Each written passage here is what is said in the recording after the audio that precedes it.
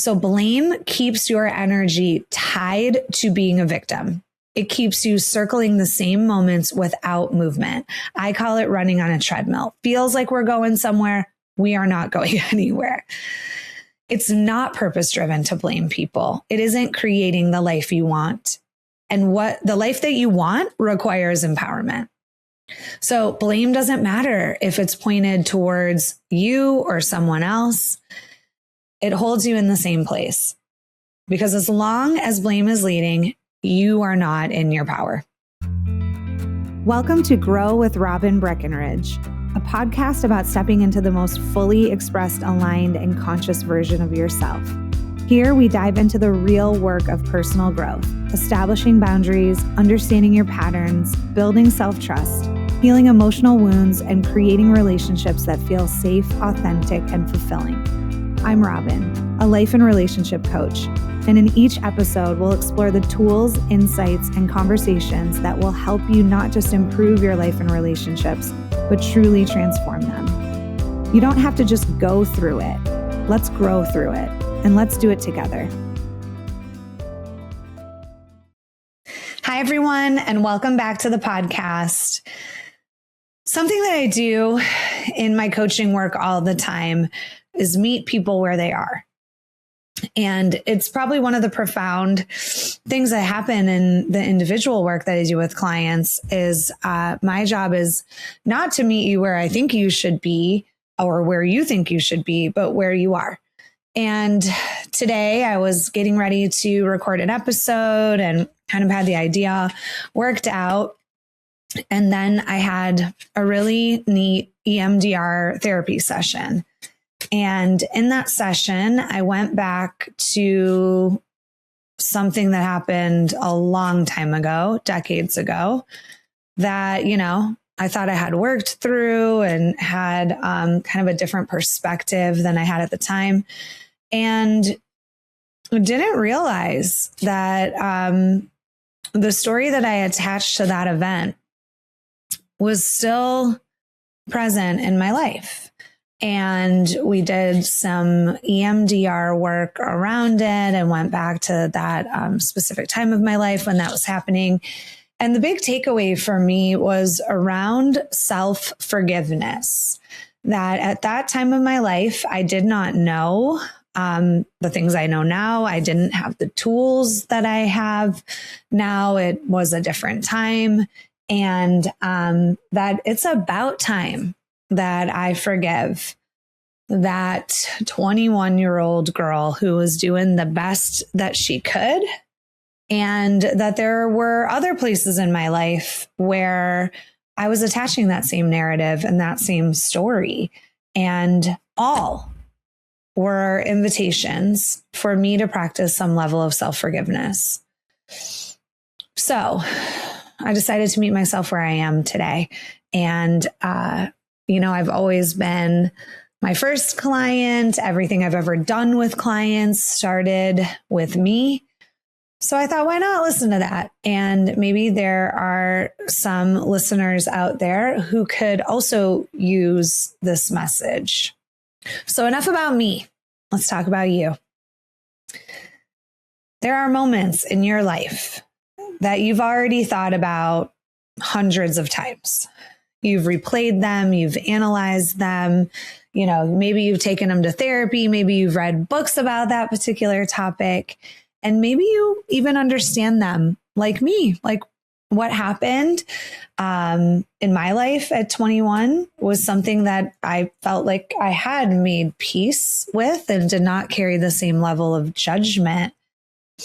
But that story became unconscious in me, that I was bad, that I did something bad. And at that point in time in my life, I think that I thought that I deserved maybe to be punished because of it. So like me, maybe you even understand what happened or the why, but you haven't quite made peace with it yet. And because of that, a part of you is still back there, holding on, revisiting it, and using it as a reference point for how you see yourself today. Maybe it was a relationship you stayed in too long. Maybe a moment where you abandoned yourself, a way that you showed up that hurt someone or yourself. Or maybe it was a decision you made from a place of fear at the time. Or maybe you made a decision that still has ripple effects in your life. There's a lot of people that come in here, and something that we're working on is grieving the life we thought we should have. And maybe no matter how much you grow, you're still holding that version of yourself as evidence. So if you're still holding that version of yourself as evidence, you're going to feel disconnected from who you are now. People are always doing the best they can with the tools, awareness, and information they had at the time. That doesn't remove accountability or responsibility, but it changes how you hold yourself in it. I know that most of us don't like conditional love. And yet, so many of us are in a conditionally loving relationship with ourselves. Like, hey, I'll love you if you do this. I'll love you if you're skinny. I'll love you if you never make mistakes. And that isn't how the human experience goes. Self-forgiveness is a return to self. It's the moment you stopped turning on yourself and began turning back toward yourself. It's where honesty, accountability, and compassion exist at the same time. It's where you can see clearly what happened and still stay connected to yourself in it. A while ago, I heard a definition for forgiveness that I loved. It stayed with me, and it makes so much sense to me. The definition of forgiveness is that you get to the place where you can say, thank you for giving me this experience. I know I've mentioned this before on the podcast, but in my experience, acceptance or forgiveness is not necessarily something we can just choose to do all the time. It's basically a stage of healing that we get to. So we kind of have to go through the gnarly stages of grief, denial, bargaining, anger, depression, the more negative vibrational energy experiences to be able to get to a place of acceptance. And I know in my own life, as someone who, identifies with being a spiritual person, a kind person, there was someone in my life that I was like, wait, no, I should forgive this person, right? Like that's what we do if we're spiritual and kind. And I couldn't. Like I was still so angry at this person. And instead of making myself wrong for being where I was, I decided, I think I'm still in the anger stage of grief with this person.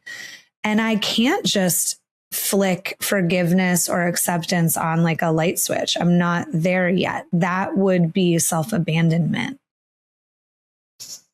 So it's okay if you are in a place with yourself or others where you go, I can't yet say thank you for giving me this experience. And of course, sometimes people do horrible things to us. I am by no means trying to like airy fairy this and be like, just forgive. And one day you'll be grateful for the experience. No. And everything can be alchemized to wisdom. Everything. I do believe things are happening for us, not to us. But man, sometimes when you're in it, that doesn't feel true at all. And I want to acknowledge that. So it's okay if you're not at the place where you can go, okay, thank you for giving me that experience. Because if we bring back the mountain climb analogy again, sometimes we have a little bit more of a climb to go before we can get there. And that's okay. But there have been so many things in my life that I would never want to do again. I wouldn't wish on someone else or my worst enemy. And I have gotten to the place where I go, as shitty as that was, thank you for that experience, because without that experience, blank.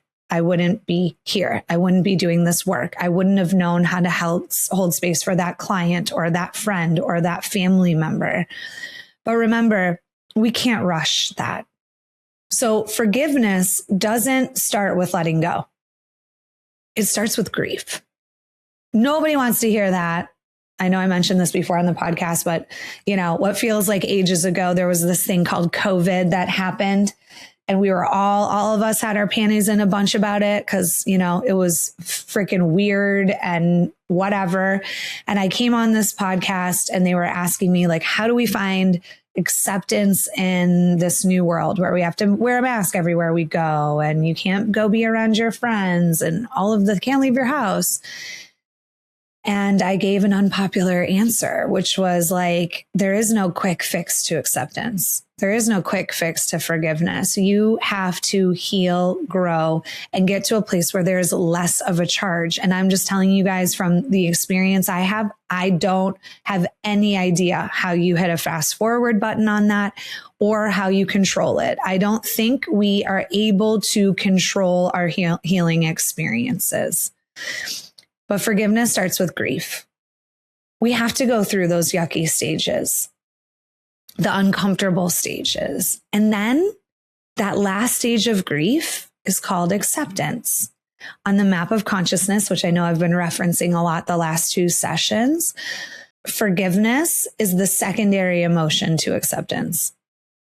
Acceptance and forgiveness go hand in hand. It means not that we're okay with what happened. I mean, there are things that happen to people, and trust me, I've heard a whole lot of them that are not okay, would never be okay. But it is a part of our story now. It is a part of our reality. It is something that we need to carry with us. Because when you keep fighting something that already happened, you stay stuck in it. And when something in you finally says, this is what happened, I have to be able to move through it, to move out of it, then we start moving towards acceptance.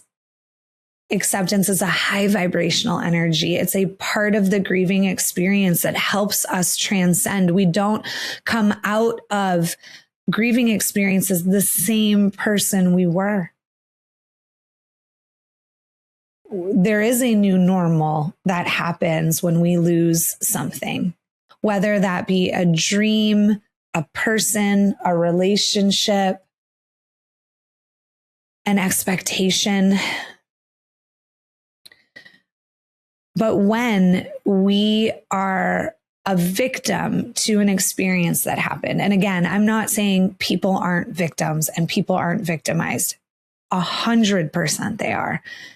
What I'm talking about is the energy of feelings, which is a complement to last session. When we stay a victim, when we are in victim energy, you are disempowered. Now, again, working in this field for 10 years now, I don't think the universe wants us to be disempowered. I think it sends us signals through pain and discomfort and suffering that are all knocks on our door to say, wake up and come back to your center. None of our centers are disempowerment. I believe that all of my work, every single second of it, is shifting you from disempowerment to empowerment, and your life gets better. So one thing that goes along with the concept of self-forgiveness is blame. According to the map of consciousness, blame is a secondary emotion to guilt. Guilt means I did something bad. Blame is a great way to go, hey, either I did something bad or you did something bad. Now, according to the map, it says that blame is destructive every single time. That was mind-blowing for me. Because what I didn't understand, there's a righteousness that comes with anger, and there's a righteousness that comes with blame and being a victim. And I'm talking from my own personal experience. I distinctly remember a time being on my closet floor, which is where I go to have my emotional breakdowns. And I was telling myself a story about something someone had done to me. And I went, yep, look, They did it again. And as crazy as it was, there was something in me that felt righteously, again, maladaptively empowered. It wasn't real power. And I was like, oh no, that part, which I believe we all have, Eckhart Tolle calls it your pain body, but it's the part of us that like gets off on suffering and will like do things that continue our suffering, even though there's a higher, healthier part that doesn't want anything to do with that. So blame means you did something bad, someone else did something bad. Well, if someone else did something bad, you're probably a victim. And here's where there's a shift. From last session, I let you guys know that in my opinion, anger in your nervous system is an alarm that a boundary's been crossed or you're grieving. You're letting something go. You're in a stage of grief. Well, guess what? Now, if you've listened to this podcast, if you've worked with me, we have boundaries. Even if you're just starting out with it, we have this new option. So in that same scenario where I'm sitting on my closet floor in blame, someone did something bad to me, I went, okay, how do I do it differently? Right? Because that's how we shift out. Like I have to have the courage to do something different. And I went, okay, well, instead of being a victim to this, I could have a boundary. Instead of allowing this person to continue to mistreat me, I could have a hard conversation. I could set a limit. That is empowerment. That is high vibrational energy. That's coming back to self-trust, self-love, these things that are high vibrational energies. So blame keeps your energy tied to being a victim. It keeps you circling the same moments without movement. I call it running on a treadmill. Feels like we're going somewhere. We are not going anywhere. It's not purpose-driven to blame people. It isn't creating the life you want. And what the life that you want requires empowerment. So blame doesn't matter if it's pointed towards you or someone else. It holds you in the same place. Because as long as blame is leading, you are not in your power.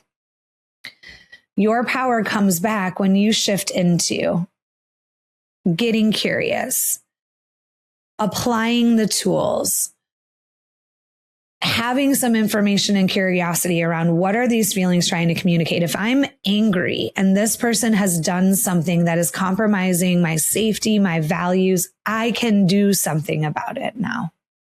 Sure, I can leave that interaction a little butthurt, right? I'm not saying like you would like sail off into the sunset. You definitely might have some, negative emotional experiences around it, but you aren't a victim to it.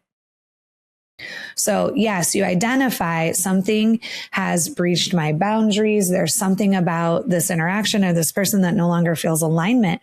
What can I do now? And how do I do it differently than I would have in the past? That's how we shift from disempowerment to empowerment.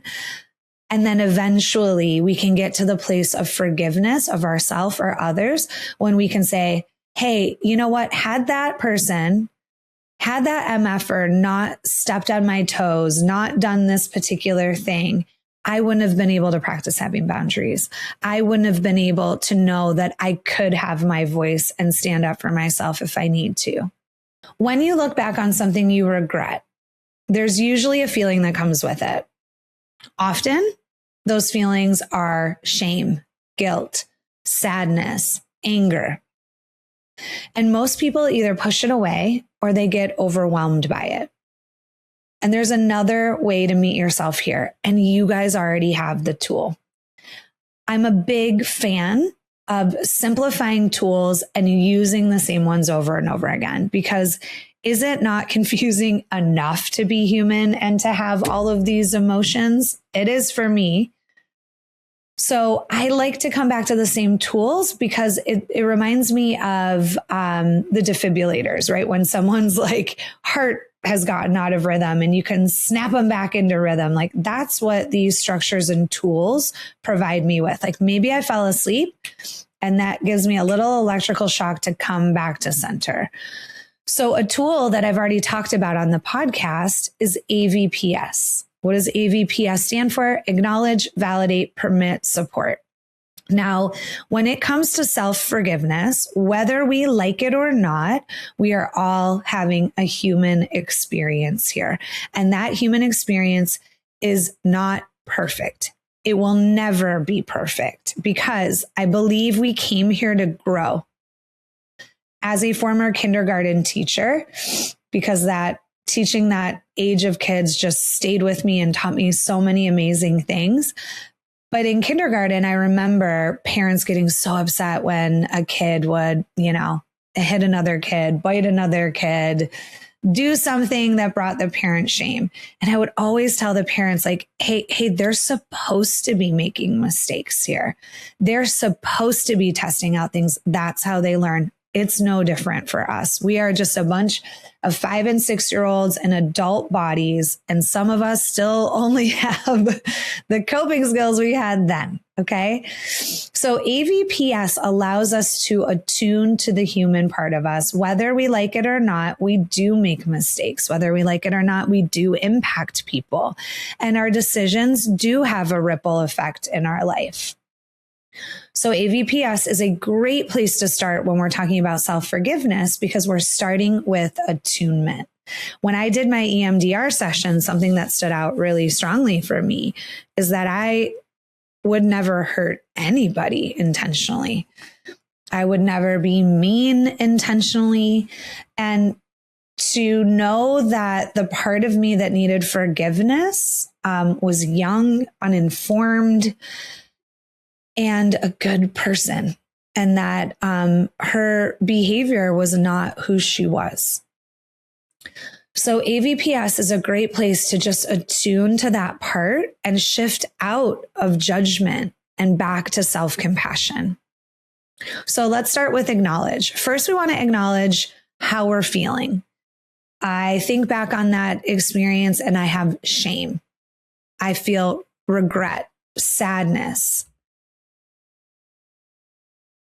Now, the validate part, remember, it sounds like, of course I did blank, ... Or of course I felt shame, ... So that might sound like, of course I felt shame. I acted so far out of my integrity. Now, the permit part is that we don't try to bargain, judge, or shift out of the emotional experience we're in. That's the meeting you where you are part.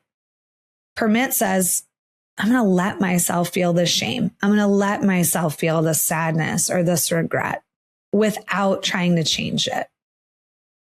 And the S stands for support. What do I need right now? And how do I help this part of me that's feeling shame, regret, and sadness? Now, number one, I'm talking about a 21-year-old version of me, but it could be me last week or heck, 24 hours ago.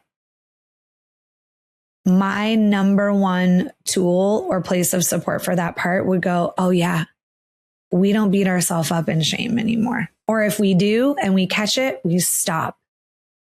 Instead, we learn from it.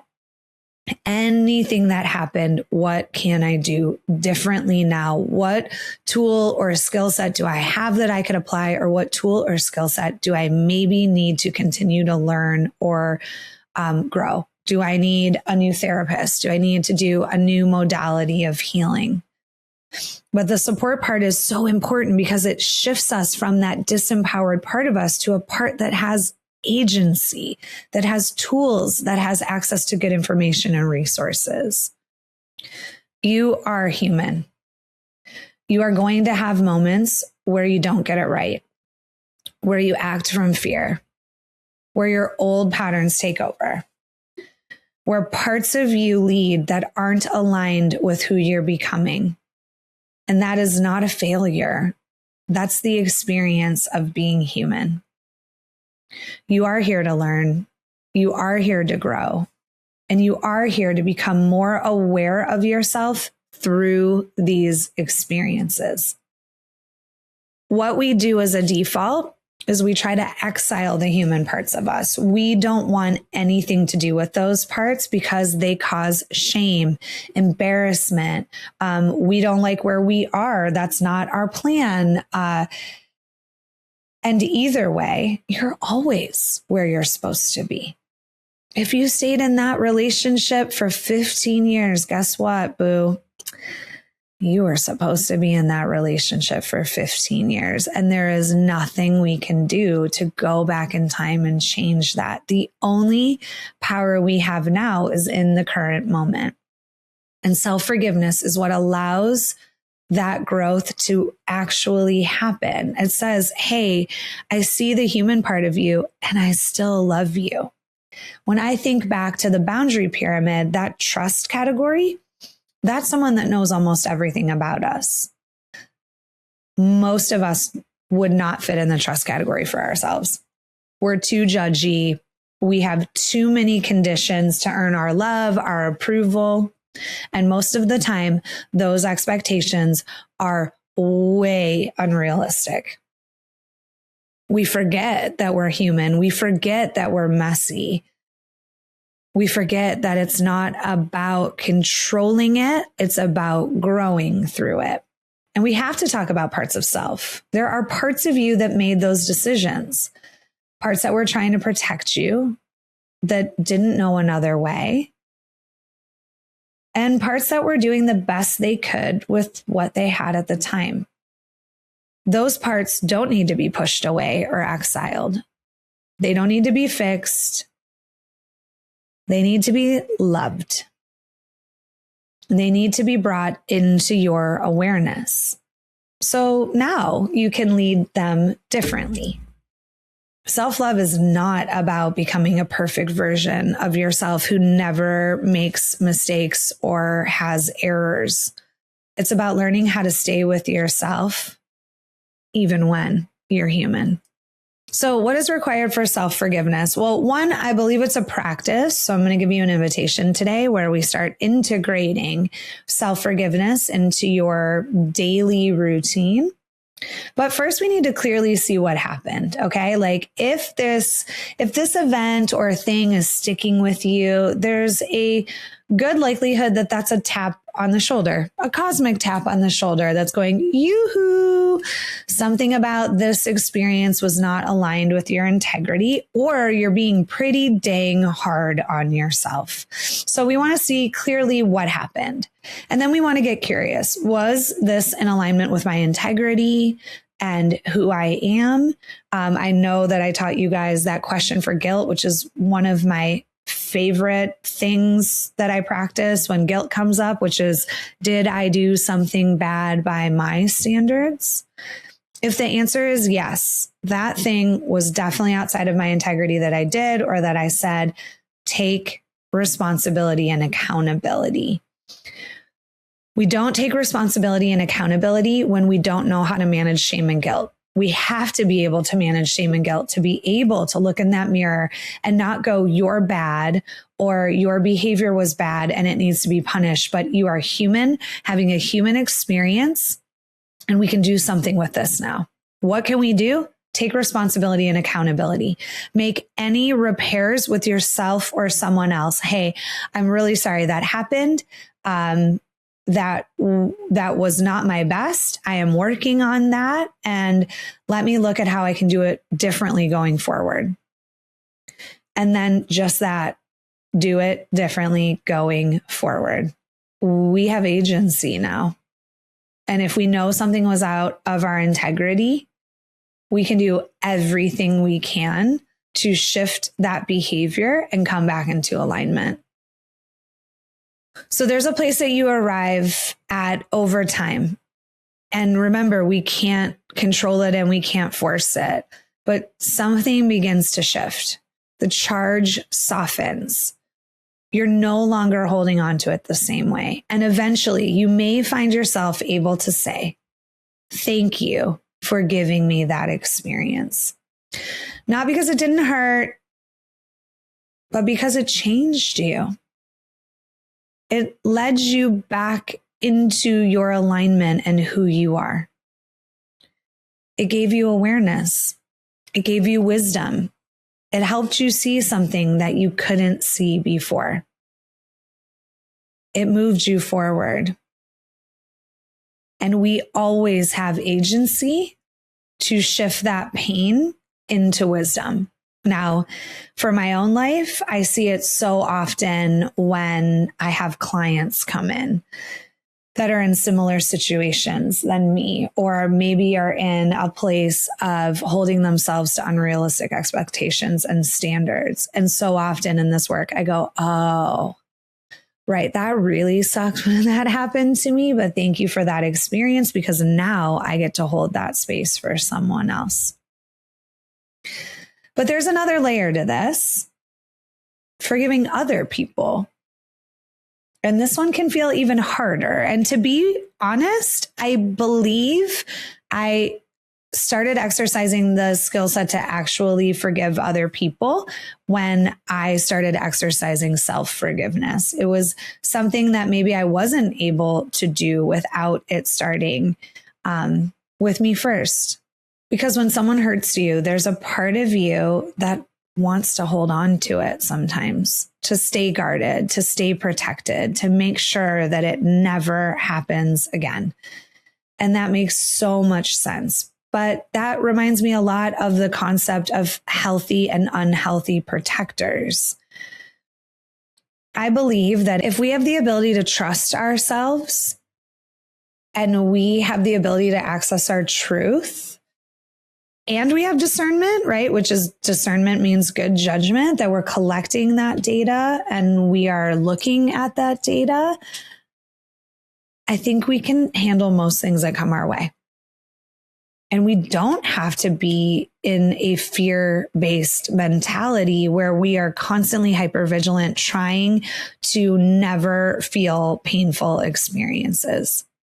Forgiveness does not mean you agree with what happened. It doesn't mean you would ever allow it to happen to you again.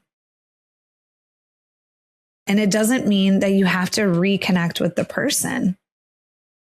Forgiveness means that you release the disempowerment hold that that experience has on you. And much like your relationship to yourself, it comes back to understanding that people are operating from their own wounds, their own patterns, their own limitations. It doesn't make it okay, but it gives context that people's behavior is way more about them than it is about you. And we have this amazing ability to hold two things at once. We can hold that person or that experience hurt you, and also that person was operating from their own capacity. So forgiveness is not about being boundaryless, not at all. It's about no longer carrying things that are disempowering in your life. What we want to do is go, that thing hurt me, it impacted me.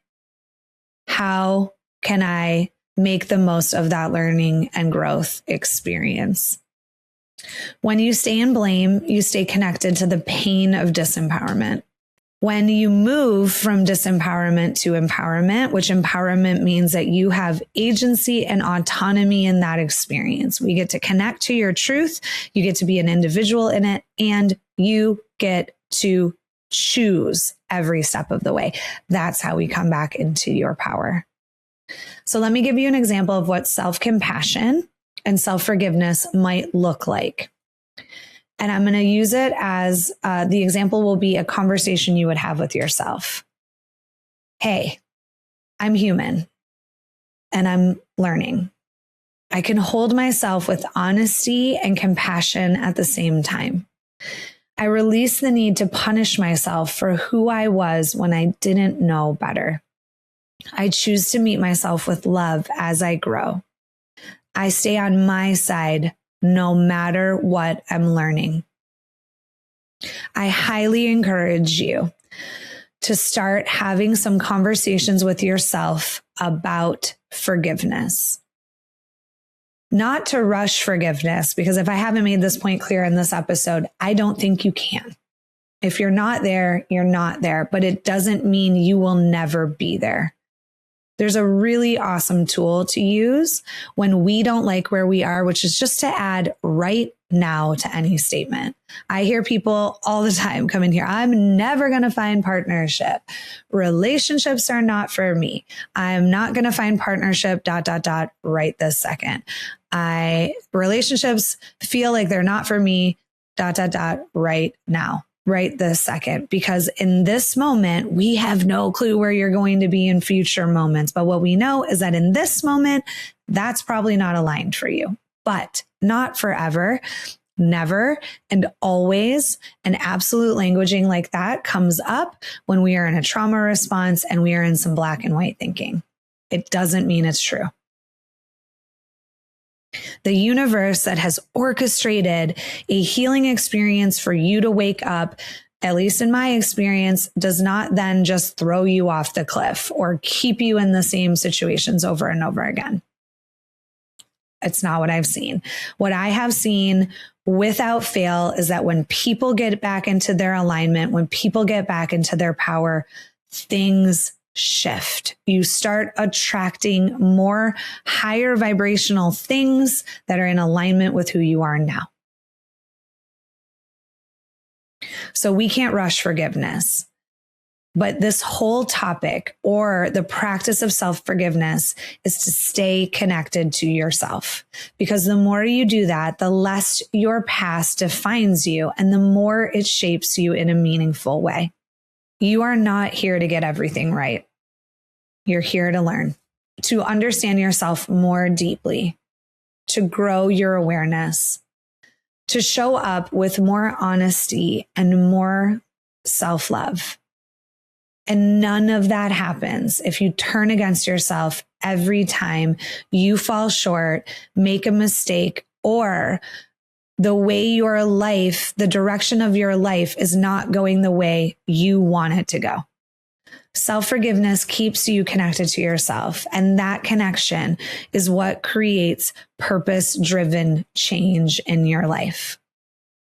None of this is about abstaining from responsibility, repair, cleaning it up, or accountability. I'm a very, very big fan of accountability. I'm a huge fan of cleaning it up because you don't want to be carrying around these crappy, low vibrational energies. The most important tool we have is to learn and grow from everything. In fact, the tagline of this podcast is don't just go through it, grow through it. That's what we're here to do. So anything that you have done that still feels sticky, anything where you go, I wish I could have done that differently. With the tools and awareness I have at the time, I would do that differently. In my EMDR session, I went back to that 21-year-old girl and went, hey, boo, we have so many tools now. We have so many things. I have so much more knowledge and awareness. We don't have to stay here anymore. I forgive you. You were doing the best you could. I see that. I'm sorry you went through it. I'm sorry this version of me was not there to help you through that experience, but I am now. And the narrative that you are bad, defective, or a bad person is not something we're carrying with us anymore. My life was always going to end up here, no matter what. Sure, we have free will. There's also divine will. I mean, it's nothing short of a miracle that I even do this work. I don't even know how the heck it happened. Something bigger than me orchestrated it. And every painful experience led me closer to self-love, a closer, more trusting relationship with myself. And I lived through every damn one of them. None of them killed me yet. You don't become someone you love by getting everything right. You become someone you love by staying with yourself through it all and being safe enough to go test the world out, to be a human and have a safe place to return to no matter what. In fact, that's conscious parenting. Conscious parenting is that your kids feel safe enough to go express themselves out in the world and try it on for size and know that there's a place that they can come back to where they're accepted, they're loved unconditionally, and they are supported. We need the same thing now. That's the self-parenting part. Me beating myself up, beating parts of myself, shaming myself in the shame, rejecting myself in the rejection, abandoning myself in the abandonment, judging myself in the judgment. That's where things become intolerable. So part of my journey has been staying with myself when the shame is up, staying with myself when the guilt is up, when the judgment is up, and continuing to stay with myself despite.